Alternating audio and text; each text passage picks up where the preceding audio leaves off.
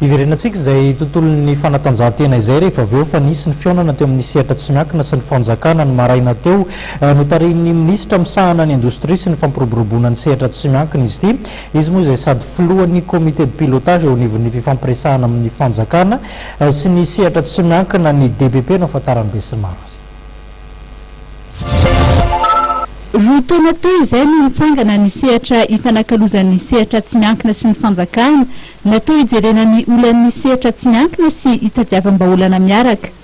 Ny 570 isanjaton'ireo loha hevitra 320 dia voadinika avokoa raha ny fanamariana noentiny ministry ny indostria izay filohan'ny comité de pilotage amin'ny resaka DPP. Tenenao efa misy 75% de résultat efa miakatra.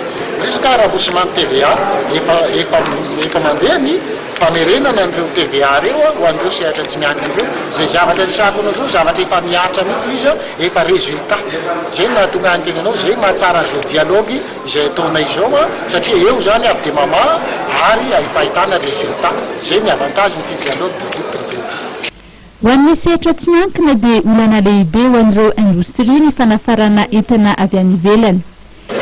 Ny olana dia zao ny resaka zareo ny importation tonga dia teny mpanarao mafy dia mafy mihitsy mamono ny indostria eto amintsika izy dia efa milaza tamin'ny andriaman'ny ministra zany ary efa manapa-kevitra izy mba hijery manokana indrindraindra ny lafy ny edina izany hoe importation illicite eto amintsika zany satria mamono ny industrie ohatra fotsiny hoe na eo amin'ny lafiny savony na eo amin'ny biscuit izay mirona ny eto amintsika be da be kanefa tsy misy ny fampicontrôlena azy.